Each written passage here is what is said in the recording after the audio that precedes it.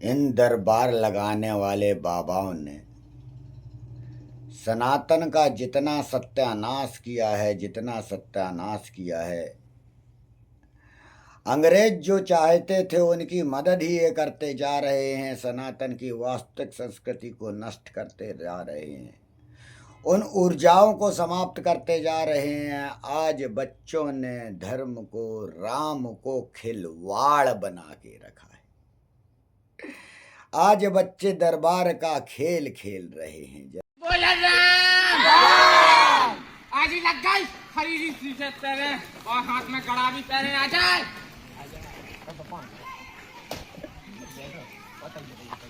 क्या होगा? गुजरात में है? गुजरात में है। दिल्ली में? हाँ दिल्ली में नहीं है। कितने दिन होगा? 6 दिन होगा। 4 महीना? 6 दिन।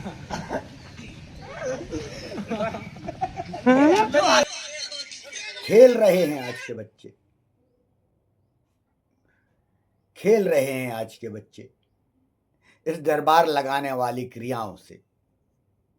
मैं वर्षों से लगातार चिल्ला रहा हूं कि इस आडंबर को समाप्त करो, समाप्त करो। इसके द्वारा किसी का भला नहीं हो सकता। मैं कितने सारे तैयार कर देता, लेकिन मैं क्यों नहीं तैयार करता? धनु स्तंभन विद्या ही क्यों सिखाता हूं जिसके द्वारा लोक कल्याण हो। एक समय भारत में विक्रमादित्य जैसा खेल खेलते थे बच्चे, और कथा बनती थी, फिर पुतलियों वाली बच्चे उसे रोचक रूप में पढ़ते थे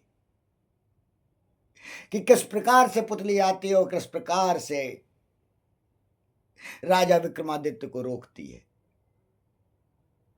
और आज वर्तमान में हमने क्या माहौल बना दिया कि बच्चे घर छोड़ के भाग रहे हैं बाबा बनने के लिए, आश्रम में जाने के लिए। अरे तुम्हें नहीं मालूम वो संत सप्तऋषि कौन है? तुम ऋषि वो वैज्ञानिक तत्व हैं। जब तक तुम योग्यता नहीं ग्रहण करोगे, नहीं प्राप्त कर सकते वो चीजें। और अगर प्राप्त कर पाओगे तो उन गुरुओं के माध्यम से जिन्होंने उसे वैज्ञानिक तौर पर अंदर से समझा है, जिसने आत्मा और परमात्मा को जाना है, वैज्ञानिक तौर पे उसने अंदर गया है। अगर बुद्ध को तुम समझते हो, कृष्ण को समझते हो, ओशो को समझते हो, विवेकानंद को समझते हो, तो ये पढ़े लिखे वैज्ञानिक थे। इनमें कोई भी अनपढ़ या गवार नहीं था। सब ने एजुकेशन ग्रहण की थी और सभी पाठशाला और स्कूल गए थे, उस तत्व को समझा था। और अंग्रेज में बार बार कह रहा हूं, जो हमारे बुद्धत्व था, जहां हम स्वर्ण कहलाते थे, हम सोने की चिड़िया उसी वक्त कहलाते थे। हमारे उज्जैन, मथुरा, जो ये इतने बड़े बड़े क्षेत्र हैं, ये ध्यान के केंद्र कहलाते थे। आप देखिए, अवशेष मूर्तियों के आपको जो उस काल के मिलेंगे, वो शिव के मिलेंगे, चाहे वो उज्जैन हो और चाहे वो मथुरा हो। किस प्रकार से भी हो, शिव के क्षेत्र से दूसरे क्षेत्र में तैयार हुई, बदली हुई। ये समझिए अंग्रेजों ने कैसे हमारे अंदर की ऊर्जा के केंद्र को इंद्रियों में बांधा और तुम्हें नचाया, और तुम नृत्य में ईश्वर को भूल गए। वो रास्ता बताया जिसके द्वारा तुम नृत्य के द्वारा, संगीत के द्वारा, उस माध्यम के द्वारा उस जगह पहुंचो। वो रास्ता है और तुम उस रास्ते में चलने में, संगीत में ही मगन हो गए। वो माध्यम था तुम्हें भीतर जाने का, ध्यान का माध्यम है वो, एक समाधि तक पहुंचने का, जहां से ऊर्जाएं मिलती। ये सब किया जा रहा है, आडंबर फैलवाया जा रहा है। और जो गुरु आप लोग ये फैला रहे हो, आप अपनी अनभिज्ञता में सिर्फ धन और वैभव के लालच में बहुत सनातन का सत्यानाश करते जा रहे हो। ये नई पीढ़ी, तुम सोच रहे हो कि मैं राम राम राम राम राम वाली पैदा कर रहा हूं, ये वाली नहीं पैदा करनी है, ज्ञान वाली पैदा करना है। वो राम के तत्व को समझ सके, जो राम ने धारित किया वो समझ सके। और राम ने कभी नहीं कहा कि मेरा भजन करो, कृष्ण ने कभी नहीं कहा मेरा भजन करो, बुद्ध ने कभी नहीं कहा मेरा भजन करो। सबने कहा मेरा जो कर्म है, जो मैंने किया है, उसे पालन करो। क्योंकि तुम उसे पालन नहीं करना सकते, इसलिए तुम उसे भगवान भगवान भगवान चिल्लाते हो। अगर तुम उसे भगवान मानते हो तो राम की तरह, कृष्ण की तरह उस गुरु को जानो, उस योग विद्या को जानो जो इन्होंने धारित की थी। मुगलों ने तक्षशिला को नष्ट किया तो तुम्हारा जो चला गया पूरा ग्रंथ जापान से फिर लौट के कुछ बिच्छू के कारण आया, पुनः यह उपस्थित हो सका है। पुनः मौका है कि हम सनातन का पुनः झंडा फहरा सकते हैं, लेकिन आपको ये सब आडंबर बंद करने होंगे ताकि ये नई पीढ़ी इसमें नहीं जाए, विज्ञान में जाए, ज्ञान में जाए। अंदर भी क्रियाएं कुछ होती हैं तो वो भी कैसे होती है, वैज्ञानिक को सामने बिठा के सीधे सीना तान के कहो कि लो जितनी क्रियाएं कर सकते हो योग करो। यह झूठ नहीं बोलना पड़े कि हम पे शोध कर रहे हैं अमेरिका वाले, हम इस चीज से यहां से पीएचडी करेंगे। अरे अनपढ़ गवार जो 8वीं 10वीं फेल, आप लोग ऐसी बात करते हो तो लोग क्या सोचते हैं, ये ईश्वरी शक्ति है। ईश्वरी शक्ति के कारण देखो व्यक्ति अनपढ़ गवार भी वो पीएचडी कर रहा है, भूतों प्रेतों पर शोध भी करेगा, अमेरिका जा रहा है। जैसे तुम झूठ बोलते हो कि इंटरनेशनल गुरु इतने विदेशों में जाते हैं, सब प्रचार प्रसार, क्योंकि कमाना। तुम क्यों एक भीख मांगते हो धन के अलावा हमेशा? फॉलो करने के लिए धन्यवाद, सब्सक्राइब करने के लिए धन्यवाद। क्या ईश्वर कहता है ये इसके लिए धन्यवाद करो? तुम तो ईश्वर का कार्य कर रहे हो। समझो, मानसिक गुलामी से निकलना पड़ेगा। तुम सब गुरुओं को बार बार समझा रहा हूं, जितने भी गुरु लोग हो मानसिक गुलामी से बाहर निकलो। इस दिखावे से ये उनके लिए है, जमाने के लिए है, नेता के लिए है,